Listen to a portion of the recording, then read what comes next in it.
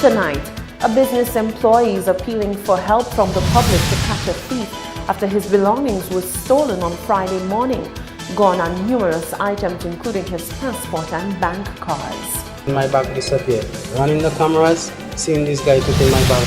Castries Mayor Peterson Francis admonishes persons who he says choose to criticize attempts to improve the nation as opposed to coming together and offering suggestions towards achieving common goals. And the Solid Waste Management Authority is on a mission to remove derelict cars all over Castries.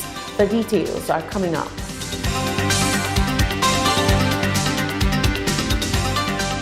This is the Hot 7 Nightly News with Lovelace and Amy Joseph. It is Friday, the 15th of February 2019. Welcome to the Hot 7 Nightly News. I am Lovely St. Amy Joseph. Thank you for joining us. A man is appealing for help from the public to catch a thief after his belongings were stolen on Friday morning. His items, including a passport and bank cards, were taken. The incident is one of a string of robberies which have plagued business owners and members of the general public across the island over the past few weeks. Friday's robbery was captured on CCTV.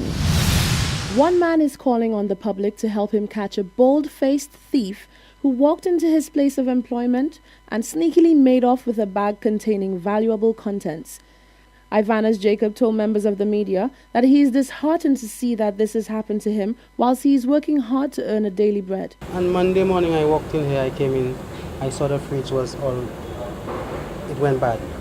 All the ice cream went bad in there, so that gave me a little, I rest my bag right underneath there, so I started offloading and throwing the ice cream in the sink and unscrewing this panel right there underneath there. This guy walked in here and he talked to me. I heard somebody talking. I was expecting him saying he wanted something to buy, but since I was kind of busy, he said he's going out. You understand?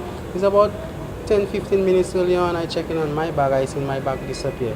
Running the cameras, seeing this guy took in my bag. My bag had my ID, my birth certificate, my passport, my bank information, my medicine because I'm asthmatic. The employee at Smoothie Chef, which is situated along the William Peter Boulevard, said he had sought the help of the police, but this has been futile. The police, he said, are meant to serve and protect, but since they are not helping, he is considering taking the law into his own hands. I took the video, I went to bring it to CID. Since Monday, CID haven't called me, tell me anything. People telling me they seen the guy everywhere on the streets. So I'm wondering, what is the police doing to get my belongings? So I was asking if it is possible that I could do my own citizen arrest. At his wit's end, Jacob called on the public for help. I don't know what to do, you understand? So I'm just calling on anybody to know this guy, you understand, to please ask him to bring back my passport and my birth certificate, please. Whilst Jacob lauded the increase in police presence on the city's streets, he said there is still a need for more. Reporting for Hot 7 News, I am Rochelle Gonzalez. With reports indicating that a recent bust made in Martinique involved a number of St. Lucians who teamed up with Martinique nationals to form an arms and drug trafficking ring, former Consul General to Martinique, Keith Compton, says there is dire need to hold discussions to focus on strategies to chart a change. News of a recent major crime bust in Martinique, which involved at least 9 individuals, including St. Lucian nationals, who were embroiled in an arms and drug trafficking ring, has been hailed as one of the biggest weapons seizures in the history of Martinique. The case has stirred up conversation once more about St. Lucian involvement in criminal activity in the neighboring island of Martinique. Former Consul General to Martinique, Keith Compton, said these elements continue to thrive because of facilitation from individuals on both sides of the divide. This is not simply a matter of policing. I think there's a social dimension to this in that the relationship that we have with each other. To use a good old-fashioned Creole, pani, voler, sans soutuer. Right? So St. Lucians do not leave here and go up to Martinique and say, right, I don't have a work permit, but I'll do a little criminal job there. They have to have Martinican support. They have to have Martinican support. I mean, I remember one case in particular where I had a call from the immigration authorities. They had a 12-year-old boy who was St. Lucian. He showed up at the airport saying that he wanted to go home. And it turns out that this kid was in a boat with some adults, and the kid's story is that he was in Castries and he was waiting for the boat to go down to Mico. Have you heard of anybody going from Castries to Mico in a boat? And when this kid was handed over to me by the immigration officer, we tried to get a hold of his parents. Called Mico, which is where he was from, spoke to his mother, and the mother did not express any surprise that this kid was in a foreign country. All she asked me was, when is he coming back? Compton insisted that in order to enact change in the dynamic on both islands, there must be an implementation of initiatives geared towards deconstructing the criminal structures. We know that these people are going there by boat, yeah? And our Marine Police, for instance, working in conjunction with the French Navy, because the French Navy has a big base in Martinique, doing patrols on our Atlantic coast, will curb the incidence of that kind of thing. I mean, if it's done at random, you don't do it on a scheduled basis. But, that sort of cooperation, to the best of my knowledge, does not exist at the moment. So there's room to get some structured programs in place. Yeah, and it's not going to rely on just the official office of St. Lucia in Martinique, which is the Consul General's office. The Consul General is going to be able to do certain things, but not everything. We have to take this up. This has got to be done on even a state-to-state level between France and St. Lucia. Efforts have already come into fruition, with France and St. Lucia deciding to fight against lawlessness with the approval of the signed instrument, which went into action on December 1st, 2018. The signed instrument allows for the extradition of French and St. Lucian criminals from either island without the issuing of warrants. Reporting for Hot 7 News, I am Solange Alfred. Whilst on the topic of crime, the Castries mayor, Peterson Francis, has vowed to tackle the issue, albeit the petty kind. Francis is on a mission to assert his authority as mayor to put a stop to the ills plaguing the city, including the issues of indiscriminate urinating in public and littering. But we know in St. Lucia, even when you're doing something that is good, first thing they ask you, yes, you're arresting people, where are the washrooms? But I could assure you that you have people coming next to the washroom and using the walls. They will not go into the washroom. And they will still ask you, where is the washroom? We have minibus drivers. They have passengers on board. They have tourists on board. They will stop anywhere and go at the back of the vehicle and urinate. We have to change that culture. And I promise St. Lucian one thing. As long as Peterson Francis is mayor, he will do and uphold what is correct.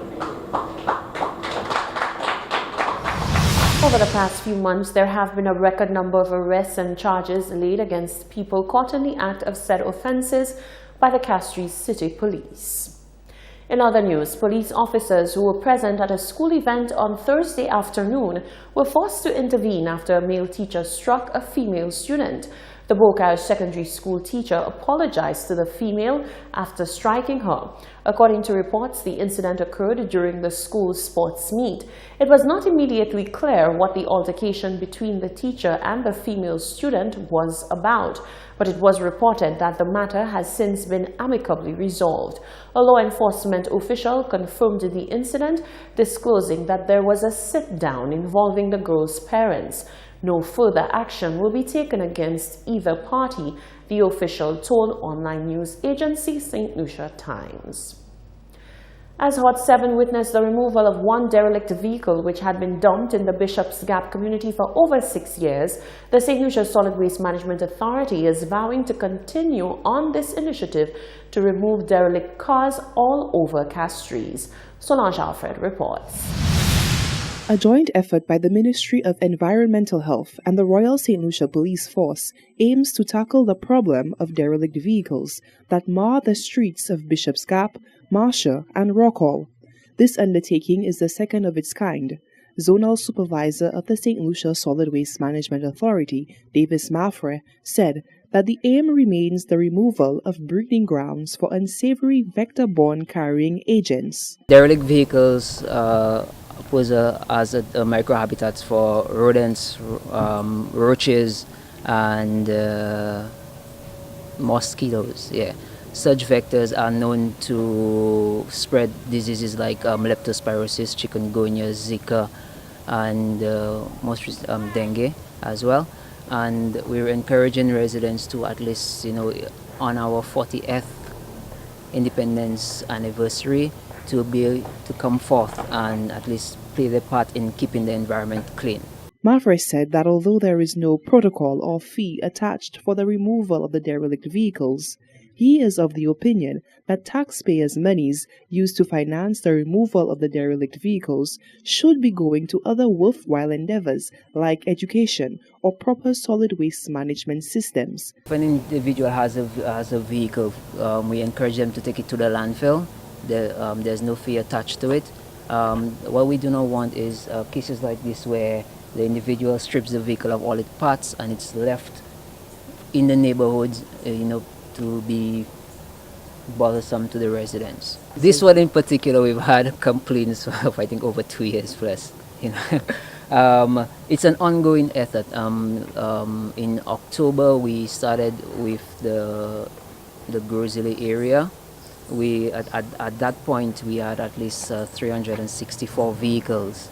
Right now our count is up to 400. So you find that there are more vehicles being tagged than is being removed. And to the owners of derelict vehicles, Mafre said he takes his cue from the Solid Waste Management Act, Part 5, Section 48, Subsection 7, which reads, "An authorized officer may at any time, without giving any notice, remove the derelict vehicle, white goods, or any other type of scrap metal left or caused to be left, and may recover from the owner thereof the expenses reasonably incurred in connection with such removal." We at least do due diligence by informing the public to at least meet us halfway. But in some cases, we get going towards being more stringent as to just removing the vehicles on the roadside.